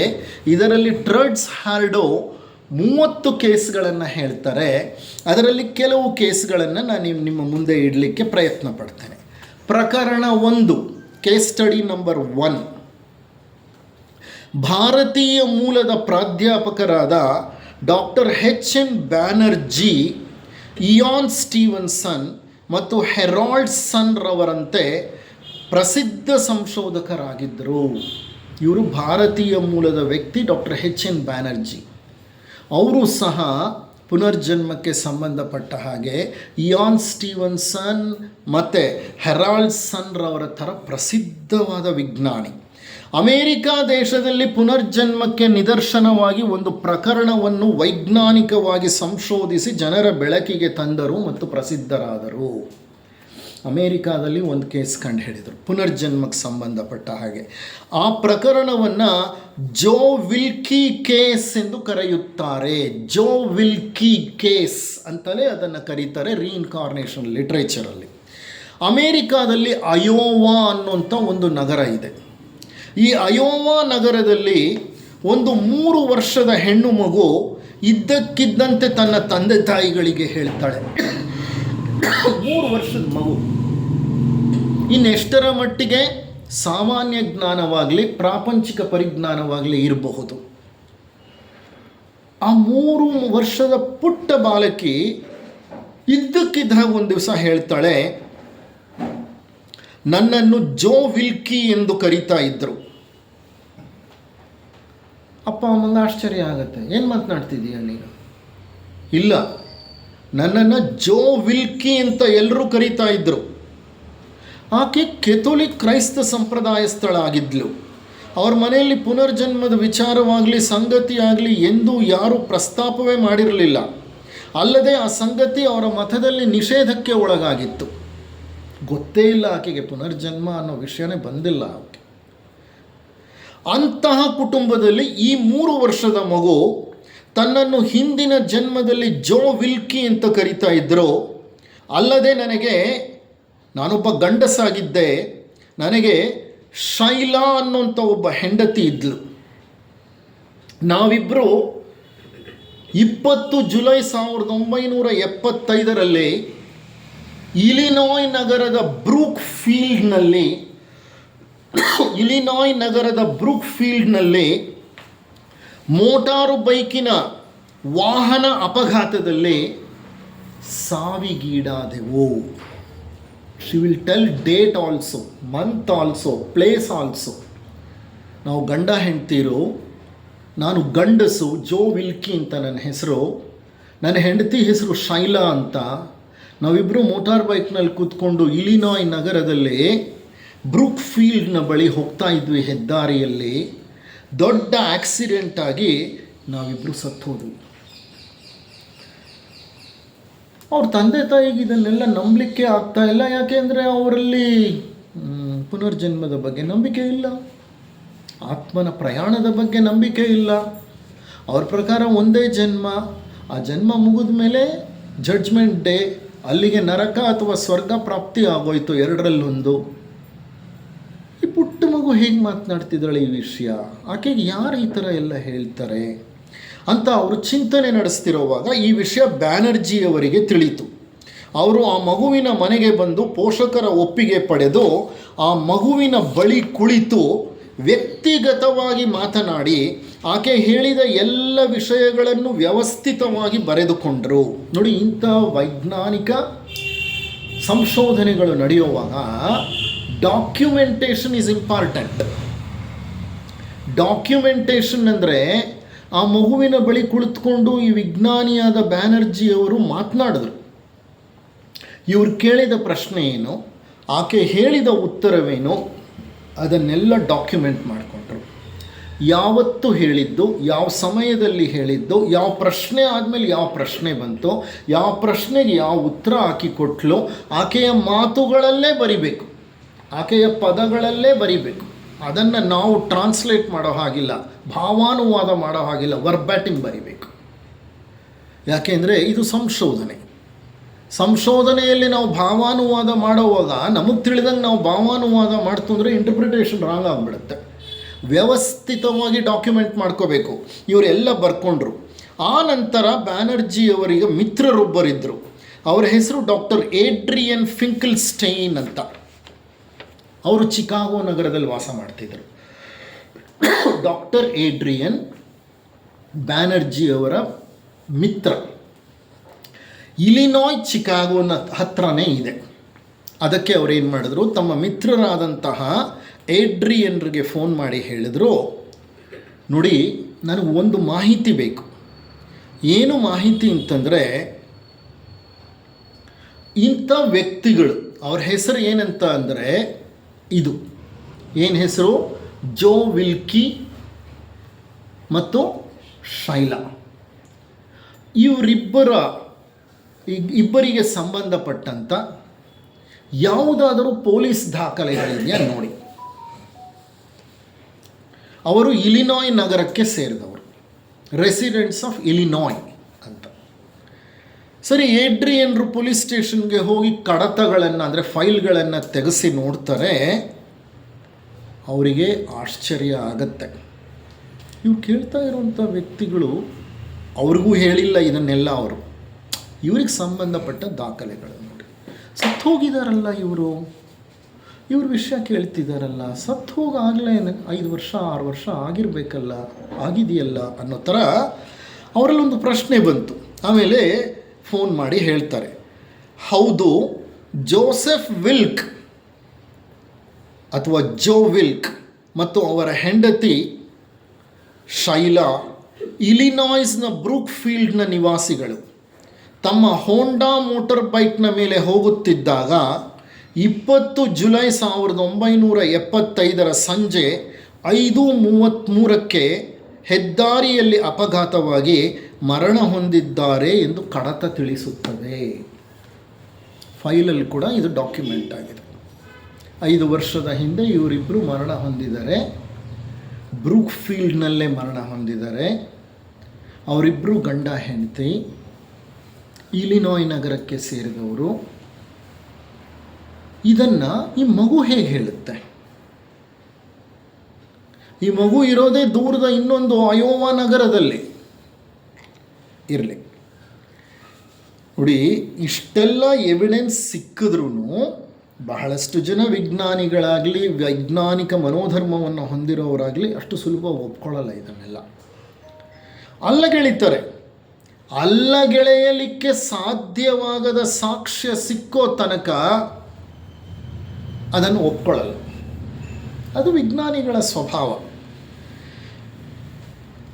ಎಷ್ಟೋ ಜನ ಈ ವಿಷಯವನ್ನು ಹಂಚಿಕೊಂಡಾಗ ಹೇಳಿದ್ರಂತೆ, ಯಾರೋ 3ನೇ ವ್ಯಕ್ತಿ ಬ್ಯಾನರ್ಜಿ ಅವರನ್ನು ಮೂರ್ಖನನ್ನಾಗಿಸಲು ಈ ಆಟ ಆಡ್ತಾ ಇರಬಹುದು.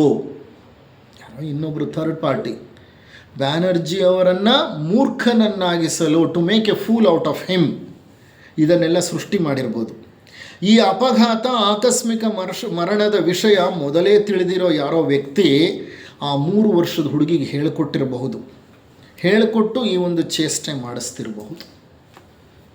ಸಾಧ್ಯತೆ ಉಂಟು, ಹೇಳಲಿಕ್ಕಾಗಲ್ಲ.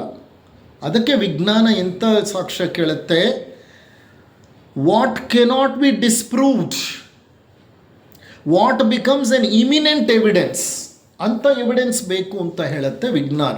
ಆಗ ಒಪ್ಕೋತೀವಿ ನಾವು ಪುನರ್ಜನ್ಮವನ್ನು ಅಂತ. ಇರಲಿ, ಇದು ಸಂಕ್ಷಿಪ್ತ ಪ್ರಕರಣ. ಈಗ 2ನೇ ಪ್ರಕರಣಕ್ಕೆ ಹೋಗೋಣ. ಮತ್ತೊಂದು ಪ್ರಕರಣ, ಇದು ಟರ್ಕಿ ದೇಶದಲ್ಲಿ ನಡೆಯುತ್ತೆ. ಟರ್ಕಿ ದೇಶದ ದಕ್ಷಿಣ ಕಡಲ ತೀರದಲ್ಲಿ ಅದಾನ ಅನ್ನುವಂಥ ಒಂದು ಪ್ರದೇಶ ಇದೆ. ಅದಾನ, ಟರ್ಕಿ ನಮ್ಮ ಯುರೋಪ್ಗೂ ಸೇರಿದೆ, ಏಷ್ಯಾಗೂ ಸೇರಿದೆ. ಅದೊಂಥರ peculiar country, it belongs to both. ಅದು ಜಂಕ್ಷನಲ್ಲಿ ಬರುತ್ತೆ. ಆ ಟರ್ಕಿ ದೇಶ ಇಂದು ಬಹಳ ಮಟ್ಟಿಗೆ ಮುಸ್ಲಿಂ ಪ್ರಾಬಲ್ಯವನ್ನು ಹೊಂದಿರೋ ದೇಶ. ಒಂದು ಕಾಲದಲ್ಲಿ ಬಹಳ ಜನ ಕ್ರೈಸ್ತರು ಇದ್ದರು ಅಲ್ಲಿ. ಹೆಚ್ಚಿಗೆ ಕ್ರೈಸ್ತರೇ ಇದ್ದಿದ್ದು, ಮುಸಲ್ಮಾನರು ಕಡಿಮೆ ಇದ್ದರು. ಈಗ ಅದು ಆ ಸಂಖ್ಯೆ ಬದಲಾಗಿಬಿಟ್ಟಿದೆ.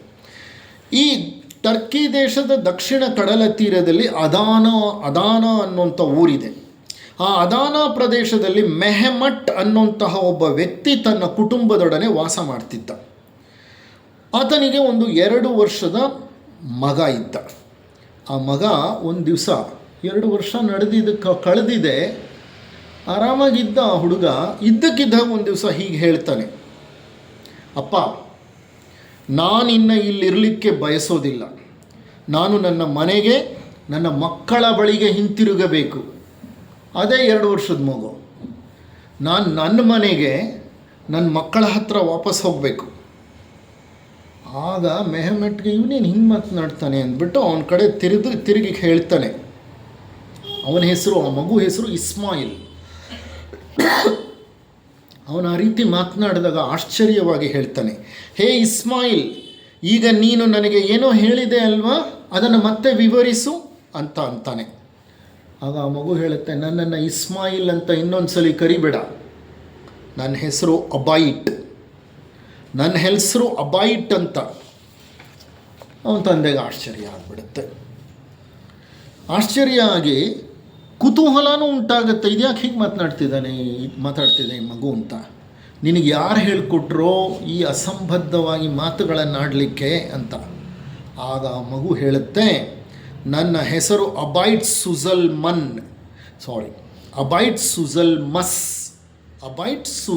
ಮಸ್. ನಾನು ಸಸ್ಯಗಳ ಒಂದು ದೊಡ್ಡ ನರ್ಸರಿಯ ಒಡೆಯ. ನನ್ನ ಹತ್ರ ನರ್ಸರಿ ಇತ್ತು. ನಾನು ನರ್ಸರಿಗೆ ಯಜಮಾನ. ನರ್ಸರಿ ಅಂದರೆ ಸಣ್ಣ ಪುಟ್ಟ ಸಸ್ಯಗಳನ್ನೆಲ್ಲ ಪಾಟ್ಗಳಲ್ಲಿ ಬೆಳೆಸಿ ಮಾರುವಂತಹ ವೃತ್ತಿ. ಆ ನರ್ಸರಿಯ ಒಡೆಯ ನಾನು. ಮಕ್ಕಳ ನರ್ಸರಿ ಅಲ್ಲ, ಸಸ್ಯಗಳ ನರ್ಸರಿ. 3 ಜನ ನನ್ನ ನರ್ಸರಿಯ ಒಳಗಡೆ ನುಗ್ಗಿ ನನ್ನನ್ನು ಕೊಂದು ಹಾಕಿದರು. ಏನೇನೋ ಮಾತನಾಡಬೇಡ, ವ್ಯರ್ಥ ಪ್ರಲಾಪ, ಸುಮ್ಮನೆ ಇರೋ ನೀನು. ಆ ಮಗು ಕೇಳಲೇ ಇಲ್ಲ. ಪದೇ ಪದೇ ಅದೇ ಹೇಳ್ತಾ ಇತ್ತು, ನನ್ನ ಇಸ್ಮಾಯಿಲ್ ಅಂತ ಕರಿಬೇಡ ಅಂತ ಸ್ಟಾರ್ಟ್ ಮಾಡ್ತು. ಮನೆಯಲ್ಲಿ ರಚ್ಚೆ ಹಿಡಿಲಿಕ್ಕೆ ಶುರು ಮಾಡ್ತು, ಹಠ ಮಾಡಲಿಕ್ಕೆ ಶುರು ಮಾಡ್ತು. ಆಗ ಮೆಹಮಟ್ಗೆ ಸಡನ್ಲಿ ಒಂದು ದಿವಸ ಇದೇ ಚಿಂತೆ ಆಯಿತು. ಈ ಚಿಂತೆಯಲ್ಲಿ ಅವನು ಏನೋ ಯೋಚನೆ ಮಾಡುವಾಗ ಸಡನ್ಲಿ ಜ್ಞಾಪಕ ಬಂತು. ಏನು ಜ್ಞಾಪಕ ಬಂತು? ಹಲವು ವರ್ಷಗಳ ಹಿಂದೆ ತನ್ನ ಮಗ ಇಸ್ಮಾಯಿಲ್ ಹುಟ್ಟಲಿಕ್ಕೆ ಮೊದಲು ಆಲ್ಬೈಟ್ ಸುಜಲ್ ಮಸ್ ಎಂಬ ನರ್ಸರಿಯನ್ನು ನಡೆಸುತ್ತಿದ್ದ ವ್ಯಕ್ತಿ ಅಲ್ಲಿಂದ 1 ಕಿಲೋಮೀಟರ್ ದೂರದಲ್ಲಿದ್ದ ನಗರದಲ್ಲಿದ್ದ. ಅಲ್ಲದೆ 3 ಜನ ಕೊಲೆಗಾರರು ಕಬ್ಬಿಣದ ಸರಳಿನಿಂದ ಅವನಿಗೆ ಹೊಡೆದು ಅವನು ಕೊಲ್ಲಲ್ಪಟ್ಟಿದ್ದ. ಈ ವಿಷಯ ವಾರ್ತಾಪತ್ರಿಕೆಗಳಲ್ಲಿ ಪ್ರಕಟವಾಗಿತ್ತು. ಅಂದರೆ ಸೆನ್ಸೇಷನಲ್ ಮರ್ಡರ್ ಕೇಸದು. ಈಗ BVK ಅಯ್ಯಂಗಾರ್ ರೋಡ್ ಅಂತ ಹೇಳ್ತೀವಿ. ಅಲ್ಲಿ ಒಬ್ಬರು ಪ್ರಸಿದ್ಧ ಅಡ್ವೊಕೇಟ್ ಇದ್ದರು ಒಂದು ಕಾಲದಲ್ಲಿ. ಅವ್ರ ಹೆಸರೇನು? BVK ಅಯ್ಯಂಗಾರ್. ಅವರನ್ನು ಏನು ಮಾಡಿದ್ರು? ಕೊಲೆ ಮಾಡಿ ಹಾಕಿಬಿಟ್ರು. ಯಾರು ಕೊಲೆ ಮಾಡಿದ್ರು? ಅಪರಾಧಿಗಳು ಯಾರನ್ನು ಅವ್ರು ಹಿಡಿಸಿಕೊಟ್ರು ಕೋರ್ಟಲ್ಲಿ, ಆ ಅಪರಾಧಿಗಳು ಬಿಡುಗಡೆ ಆದಮೇಲೋ ಬಿಡುಗಡೆಗೆ ಮೊದಲೋ ತಪ್ಪಿಸ್ಕೊಂಡು ಬಂದು ಅವರನ್ನು ಒಂದು ದಿವಸ ಕೊಲೆ ಮಾಡಿಬಿಟ್ರು. ಆ BVK ಅಯ್ಯಂಗಾರ್ ಅನ್ನೋಂಥ ಪ್ರಸಿದ್ಧ ಕ್ರಿಮಿನಲ್ ಲಾಯರ್ನ ಬೆಂಗಳೂರಿನಲ್ಲಿ ಕೊಲೆ ಮಾಡಿದ್ರಲ್ಲ, ಅದು ನ್ಯೂಸ್ ಪೇಪರ್ಗಳಲ್ಲೆಲ್ಲ ಎಷ್ಟೋ ದಿನ ಬಂತು. ಇವತ್ತಿಗೂ ನಮಗೆಲ್ಲ ಜ್ಞಾಪಕ ಇದೆ, ನಾವು ಚಿಕ್ಕನ್ನಲ್ಲಿದ್ದಾಗ ನಡೆದ ಘಟನೆ. ಆ ಥರ ಈ ಆಲ್ಬೈಟ್ ಸುಜಲ್ ಮಸ್ ಅನ್ನುವಂತಹ ವ್ಯಕ್ತಿಯ ಕೊಲೆ ಪೇಪರ್ಗಳಲ್ಲಿ ಬಂದಿತ್ತು. ಹಲವಾರು ದಿನ ಅದು ಚರ್ಚೆಗೆ ಕಾರಣವಾಗಿತ್ತು. ಆತನೂ ಅದನ್ನು ಓದಿ ತಿಳಿದಿದ್ದ. ಇಸ್ಮಾಯಿಲ್ನ ತಂದೆ ಆ ಪತ್ರಿಕೆಗಳನ್ನು ಓದಿ ತಿಳ್ಕೊಂಡಿದ್ದ. ಈ ಮಗು ಓದಿ ತಿಳ್ಕೊಂಡಿದ್ದ? ಇಲ್ಲ, ಮಗು ಬರೀ 3 ವರ್ಷದ ಮಗು, ಅದಕ್ಕಿನ್ನೂ ಓದು ಬರಹ ಕೂಡ ಬರಲ್ಲ. ಸೊ ಹಾಗಾಗಿ ಪೇಪರ್ನ ಓದಿ ಅದೇನೋ ಕಟ್ಟುಕತೆ ಕಟ್ತಿದೆ ಅಂತ ಹೇಳಲಿಕ್ಕೆ ಸಾಧ್ಯ ಇಲ್ಲ. ಓಕೆ, ಈ ವಿಷಯ ವಾರ್ತಾಪತ್ರಿಕೆಗಳಲ್ಲಿ ಪ್ರಕಟವಾಗಿತ್ತು. ಅಲ್ಲದೆ ಮಗು ಹುಟ್ಟೇ ಇರಲಿಲ್ಲ ಆಗ. ಅಲ್ಲದೆ ಈ 3 ಜನ ಕೊಲೆಗಾರರನ್ನು ಅಬೈಟ್ ಸುಜಲ್ ಮಸ್ ಹಲವು ದಿನಗಳ ಮೊದಲು ತನ್ನ ನರ್ಸರಿಯಲ್ಲಿ ಕೆಲಸಗಾರರನ್ನಾಗಿ ನೇಮಿಸಿಕೊಂಡಿದ್ದ. ನೋಡಿ ಎಂತಹ ಒಂದು ದುರದೃಷ್ಟಕರ ಸಂಗತಿ. ಈ ನರ್ಸರಿಯನ್ನು ನಡೆಸ್ತಿದ್ದಂಥ ಅಬೈಟ್ ಸುಜಲ್ ಮಸ್ ಆ 3 ಜನ ಯಾರು ಕೊಲೆ ಪಾತಕಿಗಳಿದಾರೋ ಅವರನ್ನು ಕೆಲವು ದಿನಗಳ ಮುಂದೆ ಅವನೇ ಅಪಾಯಿಂಟ್ ಮಾಡ್ಕೊಂಡಿದ್ದ ನರ್ಸರಿಲಿ ಕೆಲಸ ಮಾಡಲಿಕ್ಕೆ. ಕೆಲಸ ಕೇಳ್ಕೊಂಡು ಬಂದಿದ್ರು, ಅವನು ಕೆಲಸ ಕೊಟ್ಟ. ಅಯ್ಯೋ ಪಾಪ ಕೆಲಸ ಮಾಡಲಿ ಅಂತ ಕೊಟ್ಟರೆ ಅವರೇ ಇವನನ್ನು ಕಬ್ಬಿಣದ ಸರಳಲ್ಲಿ ಹೊಡೆದು ಕೊಂದು ಹಾಕಿಬಿಟ್ಟಿದ್ರು. ಅದೇ 3 ಜನ ಕೆಲಸಗಾರರು ಆತನನ್ನು ಒಂದು ಶೆಡ್ನಲ್ಲಿ ಕೂಡಿ ಹಾಕಿ ಕಬ್ಬಿಣದ ಸರಳಿನಿಂದ ಹೊಡೆದು ಕೊಂದಿದ್ದರು. ಆ ನಂತರ ಅವನನ್ನು ಹೊಡೆದು ಕೊಂದ ನಂತರ ಅವನ ಮನೆ ಬಾಗಿಲನ್ನು ಹೊಡೆದು ಒಳಗಡೆ ನುಗ್ಗಿ ಅವನ ಎರಡನೆಯ ಹೆಂಡತಿಯನ್ನು ಆಕೆಯ 2 ಮಕ್ಕಳನ್ನು ಕೊಂದು ಹಾಕಿಬಿಟ್ಟಿದ್ರು. ಆ 3 ಜನ ಕೊಲೆಗಾರರನ್ನು ಸರ್ಕಾರ ಸೆರೆ ಹಿಡಿತು. ಆ ಪ್ರಕರಣ ನ್ಯಾಯಾಲಯದಲ್ಲಿ ಹಲವು ತಿಂಗಳು ನಡೀತು. ಒಬ್ಬ ಕೊಲೆಗಾರ ಸೆರೆಮನೆಯಲ್ಲಿದ್ದಾಗಲೇ ಸತ್ತೋದ, ಇನ್ನಿಬ್ಬರನ್ನು ಸರ್ಕಾರ ನೇಣು ಹಾಕಿಬಿಡ್ತು. ಇದೆಲ್ಲ ಜ್ಞಾಪಕ ಬಂತು ಯಾರಿಗೆ? ಇಸ್ಮಾಯಿಲ್ ತಂದೆಗೆ. ಹೌದಲ್ವಾ, ಇಲ್ಲಿಂದ ಬರೀ 1 ಕಿಲೋಮೀಟ್ರ್ ದೂರದ ಸ್ಥಳದಲ್ಲಿ ಇದೆಲ್ಲ ನಡೆದಿತ್ತಲ್ವಾ? ಆ ವ್ಯಕ್ತಿ ಹೆಸರು ಅಲ್ಬೈಟ್ ಸುಸಲ್ಮಸ್ ಅಲ್ವಾ? ಇವನು ಏಕೆ, ಇಸ್ಮಾಯಿಲ್ ಏಕೆ ಇದನ್ನು ಜ್ಞಾಪಕ ಮಾಡ್ಕೋತಿದ್ದಾನೆ? ಇವನು ಹೆಂಗೆ ಬಂತು ಈ ಜ್ಞಾಪಕ? ಇವನು ಹುಟ್ಟೇ ಇರಲಿಲ್ವಲ್ಲ ಅಂತ. ಇಸ್ಮಾಯಿಲ್ ಮೆಹಮಟ್ಗೆ ದಿನವೂ ಬೇಡಿಕೊಳ್ಳಲು ಪ್ರಾರಂಭಿಸಿದ. ಆ ಹುಡುಗ ಅಂಗಲಾಚಿ ಬೇಡ್ಕೊಳ್ತಿದ್ದ ಅವ್ರ ತಂದೆನ, ಮೆಹಮಟ್ನ, ದಯವಿಟ್ಟು ನನ್ನನ್ನು ನನ್ನ ಹಳೆ ಮನೆಗೆ ಕರ್ಕೊಂಡು ಹೋಗಿ. ಹಠ ಹಿಡಿದು ಗಲಾಟೆ ಮಾಡ್ತಿದ್ದ. ನಿದ್ರೆಯಲ್ಲಿ ಆಗಾಗ ಕೂಕ್ಕೊಂಡು ಎದ್ದು ಬಿಡ್ತಿದ್ದ. ಏನಂತ ಕೂಕ್ಕೋತಿದ್ದ? ಗುಲ್ಸಾರಿನ್ ಗುಲ್ಸಾರಿನ್ ಅಂತ ಕೂಗಿ ಎದ್ದು ಬಿಡ್ತಿದ್ದ. ಬೆಚ್ಚಿ ಬಿದ್ದು ಎದ್ದು ಬಿಡ್ತಿದ್ದ. ಗುಲ್ಸಾರಿನ್ ಅಂದರೆ ಮತ್ಯಾರೂ ಅಲ್ಲ, ಆತನ ಪುಟ್ಟ ಹೆಣ್ಣು ಮಗು. ಅವನಿಗೆ ಹೆಣ್ಣುಮಗು ಒಂದಿತ್ತು. ಯಾವಾಗ? ಹಿಂದಿನ ಜನ್ಮದಲ್ಲಿ ಕೊಲೆಯಾದನಲ್ಲ ಆವಾಗ ಅವನಿಗೆ ಒಂದು ಹೆಣ್ಣುಮಗು ಇತ್ತು. ಆ ಹೆಣ್ಣುಮಗು ಹೆಸರು ಗುಲ್ಸಾರಿನ್ ಅಂತ. ಪೂರ್ವ ಜನ್ಮದಲ್ಲಿ ಆತನ ಮಗಳ ಹೆಸರು. ಇದು ಆಮೇಲೆ ಗೊತ್ತಾಯ್ತು ಇವರಿಗೆಲ್ಲ. ಇಸ್ಮಾಯಿಲ್ಗೆ 3 ವರ್ಷ ತುಂಬಿದ ನಂತರ ಮೆಹಮಟ್ ಏನು ಮಾಡ್ದ? ಡಿಸೈಡ್ ಮಾಡಿಬಿಟ್ಟ, ಇನ್ನು ಇವನ ರಚ್ಚೆ ತಡೆಯೋಕ್ಕಾಗಲ್ಲ, ಇವನ ಹಠ ತಡೆಯೋಕ್ಕಾಗಲ್ಲ, ಆ ಮನೆಗೆ ಕರ್ಕೊಂಡು ಹೋಗೋಣ ಅಂತ ಹೇಳಿ ಅವನಿಗೆ ಒಪ್ಪಿಸ್ದ. ನಾನು ಕರ್ಕೊಂಡು ಹೋಗ್ತೀನಿ ಅಂತ ಹೇಳ್ದ. ಆ ಸಂದರ್ಭದಲ್ಲಿ 11 ಜನ ಇಸ್ಮಾಯಿಲ್ನ ಜೊತೆ ಹೊರಟರು. ಇಸ್ಮಾಯಿಲು, ಈ ಮಗು ಮತ್ತು ಇನ್ನು 11 ಜನ.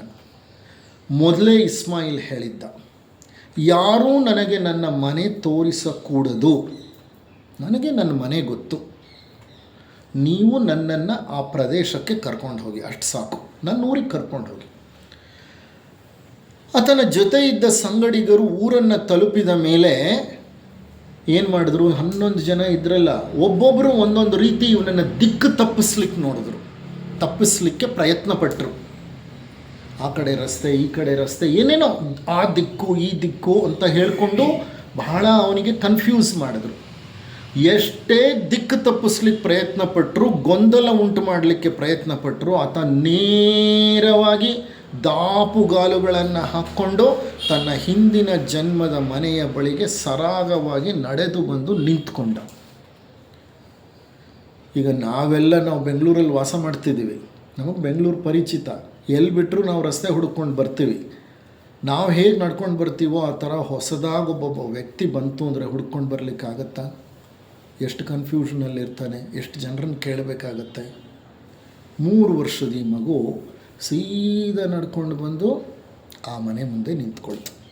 ಮನೆಯನ್ನು ಪ್ರವೇಶ ಮಾಡಿದ ತಕ್ಷಣ ಅಲ್ಲಿ 30 ಜನ ಕಾಯ್ತಾ ಇದ್ದರು. ಇವರು 11 ಜನ ಬಂದರೆ ಅವರಲ್ಲಿ 30 ಜನ ಕಾಯ್ತಾ ಇದ್ದರು. ಆ ಸಂಸಾರಕ್ಕೆ ಸೇರಿದವರೆಲ್ಲ. ಅವರು ಸಹ ಈ ಬಾಲಕನನ್ನು ಪರೀಕ್ಷೆಗೊಳಪಡಿಸಬೇಕು ಅನ್ನೋ ನಿರ್ಧಾರಕ್ಕೆ ಬಂದಿದ್ದರು. ಆದರೆ ಇವನು ಒಂದು ಕ್ಷಣ ನಿಂತ್ಕೊಂಡು ಎಲ್ಲರನ್ನೂ ನೋಡ್ದವನೇ ಸೀದಾ ಹೋಗಿ ಒಂದು ಹೆಂಗಸಿನ ಬಳಿ ನಿಂತ್ಕೊಂಡ. ಈಕೆ ನನ್ನ ಮೊದಲನೆಯ ಪತ್ನಿ ಅಂತ ತೋರಿಸ್ತಾನೆ ಕೈ. 3 ವರ್ಷದ ಮಗು, ಈಕೆ ನನ್ನ ಮೊದಲನೆಯ ಪತ್ನಿ ಅಂತ ಹೇಳ್ತಾನೆ. ಕರೆಕ್ಟಾಗಿ ಕಂಡು ಹಿಡಿದಿದ್ದಾನೆ ತನ್ನ ಹೆಂಡ್ತಿನ. ಹೆಸರಿಡ್ದು ಕರೆದ. ತನ್ನ ಕನಸಿನಲ್ಲಿ ಕನವರಿಸುತ್ತಿದ್ದ ಪ್ರೀತಿಯ ಮಗಳನ್ನು ಗುರುತಿಸಿದ. ಆಕೆಯ ಬಳಿ ಹೋಗಿ ನಿಂತ. ತನ್ನ 2ನೆಯ ಮಗಳು ಮತ್ತು ಮಗನನ್ನು ಸಹ ಸರಿಯಾಗಿ ಗುರುತಿಸಿದ. ಅವರ ಹೆಸರುಗಳನ್ನು ಹೇಳಿದ. ಈಗ ನಾನು ಯಾವ ಸ್ಥಳದಲ್ಲಿ ಕೊಲ್ಲಲ್ಪಟ್ಟೆ ಅನ್ನೋದನ್ನು ನಾನು ನಿಮಗೆ ತೋರಿಸ್ತೀನಿ ಬನ್ನಿ ಅಂತ ಅಲ್ಲಿಗೆ ಕರ್ಕೊಂಡು ಹೋದ. ಅವನ ಮರ್ಡರ್ ನಡೆದಂಥ ಸ್ಥಳ. ಅಲ್ಲಿ ಕೆಲವು ಬದಲಾವಣೆಗಳಾಗಿದ್ದು, 4-5 ವರ್ಷದ ಸಂಗತಿ, ಏನೋ ಅಲ್ಪ ಸ್ವಲ್ಪ ಬದಲಾವಣೆಗಳಾಗಿತ್ತು ಆ ಸ್ಥಳದಲ್ಲಿ. ಆ ಬದಲಾವಣೆಗಳನ್ನು ಕಂಡು ಹಿಡಿದು ಮೊದಲು ಹೇಗಿತ್ತು ಆ ಸ್ಥಳ, ಈಗ ಹೇಗಿದೆ ಪ್ರತಿಯೊಂದನ್ನು ವಿವರಿಸಿ ಹೇಳ್ದ. ಈ ಎಲ್ಲ ಘಟನೆಗಳು ಮುಸ್ಲಿಂ ರಾಷ್ಟ್ರದಲ್ಲಿ ನಡೀತು. ಯಾವ ದೇಶದ ಧರ್ಮಗಳು ಪುನರ್ಜನ್ಮವನ್ನು ನಂಬುವುದಿಲ್ಲವೋ, ಎಲ್ಲಿ ಇದನ್ನು ಧರ್ಮಗ್ರಂಥಗಳು ಬೋಧಿಸುವುದಿಲ್ಲವೋ ಅಲ್ಲಿ ನಡೀತು. ಮುಂದೆ ವಾರ್ತಾಪತ್ರಿಕೆಗಳು ಕುಟುಂಬದ ಈ ಮರು ಸಂಯೋಜನೆಯನ್ನು ಪ್ರಕಟಿಸಿದವು. ಪ್ರತಿಯೊಬ್ಬರನ್ನು ಗುರುತಿಸ್ತಾನೆ, ಪ್ರತಿಯೊಬ್ಬರ ಹೆಸರು ಹೇಳ್ತಾನೆ, ಏನು ನಡೀತು ಅಂತ ತಿಳಿಸ್ತಾನೆ, ಅಲ್ಲಿ ನಡೆದ ಪ್ರತಿ ಪ್ರಸಂಗ, ಕೊಲೆ ಹೇಗಾಯಿತು ಅನ್ನೋದನ್ನು ವಿವರಿಸಿ ಹೇಳ್ತಾನೆ. ಅಲ್ಲದೆ ಈ ಹುಡುಗ ಆ ಊರಿನಲ್ಲಿರೋ ಒಬ್ಬ ಐಸ್ ಕ್ರೀಮ್ ಮಾರಾಟಗಾರನನ್ನು ಗುರುತಿಸಿ ಆ ಐಸ್ ಕ್ರೀಮ್ ಮಾರಾಟಗಾರನ ಹೆಸರು ಹಿಡಿದು ಕರೀತಾನೆ. ಅಲ್ಲದೆ ಐಸ್ ಕ್ರೀಮ್ ಮಾರಾಟಗಾರನನ್ನು ಕುರಿತು ಹೇಳ್ತಾನೆ, ನಾನು ಯಾರು ಅಂತ ನಿನಗೆ ನೆನಪಿದೆಯಾ? ನಾನು ಅಬೈಟ್. ಜ್ಞಾಪಕ ಇದೆಯಾ ನಿನಗೆ? ನಾನು ಅಬೈಟ್ ಅನ್ನೋದು ಅವನ ಹೆಸರು, ಮೊದಲನೇ ಹೆಸರು. ನಾನು ನಿನ್ನನ್ನು ಭಾಳ ವರ್ಷಗಳಿಂದ ನೋಡಿದ್ದೀನಿ. ನೀನು ಮೊದಲು ತರಕಾರಿ ಕಲ್ಲಂಗಡಿ ಹಣ್ಣು ಮಾರ್ತಿದ್ದೆ, ಆಮೇಲೆ ಐಸ್ ಕ್ರೀಮ್ ಮಾರೋಕ್ಕೆ ಶುರು ಮಾಡಿದೆ, ಹೌದಾ ಅಂತ ಕೇಳ್ತಾನೆ. ಇದೆಲ್ಲ ಹೇಗೆ ಗೊತ್ತಾಗಬೇಕು ಅವನಿಗೆ? ಅವನು ತರಕಾರಿ ಮಾರೋದು ಬಿಟ್ಟು ಹಲವು ವರ್ಷಗಳೇ ಮುಗಿದೋಗಿದೆ. ಇದು ಇನ್ನೂ 3 ವರ್ಷದ ಮಗು. ನೆನಪಿದೆಯಾ ನಿನಗೆ ಅಂತ ಕೇಳ್ತಾನೆ. ಅಲ್ಲದೆ ಇಸ್ಮಾಯಿಲ್ ಆ ಊರಿನ ಒಬ್ಬ ವ್ಯಕ್ತಿಯನ್ನು ಅಕಸ್ಮಾತ್ತಾಗಿ ಭೇಟಿಯಾದ ರಸ್ತೆಯಲ್ಲಿ. ತಕ್ಷಣ ಅವನನ್ನು ಗುರುತಿಸಿ ಹೇಳ್ದ. ಆತನ ಹೆಸರನ್ನು ಹಿಡಿದು ಕರೆದು ಹೇಳ್ತಾನೆ, ನೀನು ನನ್ನ ಬಳಿ ಇಷ್ಟು ಹಣವನ್ನು ಸಾಲವಾಗಿ ಪಡೆದಿದ್ದೆ, ಆದರೆ ಆ ಹಣವನ್ನು ನೀನು ನನಗೆ ತೀರಿಸಲೇ ಇಲ್ಲ. ಈಗಲೂ ನೀನು ಆ ಋಣವನ್ನು ಹೊತ್ತಿದ್ದೀಯ. ಬೇಗ ಸುಜಲ್ಮಸ್ ಕುಟುಂಬದ ಆ ಉದಾರವನ್ನು ತೀರಿಸು ಅಂತ ಹೇಳ್ತಾನೆ. ಯಾರೋ ಸಾಲಗಾರನನ್ನು ಗುರುತಿಡಿದಿದ್ದಾನೆ ಅವನು. ಗುರುತು ಹಿಡಿದು ನಾನು ನಿನಗೆ ಸಾಲ ಕೊಟ್ಟಿದ್ದೆ, ಎಲ್ಲ ನೀನು ವಾಪಸ್ ಕೊಟ್ಟಿಲ್ಲ, ನನಗೆ ಕೊಡಲಿಲ್ಲ, ಹೋದರೆ ಹೋಗಲಿ, ನನ್ನ ಕುಟುಂಬಕ್ಕಾಗಿ ಕೊಡಬೇಕಾಗಿತ್ತಲ್ಲ ನೀನು. ಆ ಸಂಗತಿ 100ಕ್ಕೆ 100ರಷ್ಟು ಸತ್ಯವಾಗಿತ್ತು. ಆತ ಒಪ್ಕೊಂಡ, ಹೌದು ನಾನು ಅಲ್ಬೈಟ್ನ ಹತ್ರ ಹಣ ತಗೊಂಡಿದ್ದೆ ಅಂತ. ಅವನ ಹಣವನ್ನು ವಾಪಸ್ ಕೊಟ್ಟ. ಪ್ರಾಧ್ಯಾಪಕ ಬ್ಯಾನರ್ಜಿ, ಪ್ರೊಫೆಸರ್ ಬ್ಯಾನರ್ಜಿಯವರು ಈ ಸಂಶೋಧನೆ ಮಾಡ್ತಿದ್ರಲ್ಲ, ಅವರಿಗೆ ಇದು ಸತ್ಯ ಸಂಗತಿ ಅಂತ ಮನವರಿಕೆ ಆಯಿತು. ಕಾರಣ, ಸುಳ್ಳು ಕತೆ ಹಬ್ಬಿಸಿ ಎರಡೂ ಕುಟುಂಬಗಳಿಗೆ ಆಗಬೇಕಾದ ಲಾಭವೇನೂ ಇರಲಿಲ್ಲ. ಅದರಿಂದ ಅವ್ರಿಗೇನೂ ಲಾಭ ಇಲ್ಲ. ಏನಕ್ಕೆ ಸುಮ್ಮನೆ ಸುಳ್ಳು ಕತೆ ಹರಡಿಸ್ಬೇಕವರು? ಪುನರ್ಜನ್ಮ ಅವರ ಧರ್ಮಕ್ಕೆ ವಿರುದ್ಧವಾದದ್ದು. ಅಂತಹ ವಿಷಯಗಳಲ್ಲಿ ಸುಳ್ಳಾಟವಾಡಿದರೆ ಧರ್ಮಗುರುಗಳ ನಿಂದೆ ಮತ್ತು ಶಿಕ್ಷೆಗೆ ಈಡಾಗಬೇಕಾಗಿತ್ತು. ಅವರನ್ನೆಲ್ಲ ಬಹಳ ಕೆಟ್ಟದಾಗಿ ಶಿಕ್ಷಿಸ್ತಾ ಇದ್ದರು ಧರ್ಮಗುರುಗಳು ಇಂಥ ನಿಷೇಧಾತ್ಮಕ ವಿಷಯಗಳನ್ನು ಪ್ರಚಾರ ಮಾಡಿದ್ರೆ. ಹಂಗಿದ್ದರೂ ಇವರು ಈ ರೀತಿ ಎರಡೂ ಸಂಸಾರಗಳು ಒಟ್ಟಾಗಿ ಬಂತು. ಈ ಪುಟ್ಟ ಮಗು ಹಿಂದಿನ ಹಳೆ ನೆನಪುಗಳನ್ನು ಜ್ಞಾಪಕ ಮಾಡ್ಕೋತಿದೆ. ಆ ನೆನಪುಗಳೆಲ್ಲ ಇಲ್ಲಿ ಸತ್ಯವಾಗಿ ಕಾಣ್ತಾ ಇದೆ. ಜರುಗಿದ ಪ್ರಸಂಗವನ್ನು ತಿಳಿಸಿ ಹೇಳ್ತಾ ಇದೆ.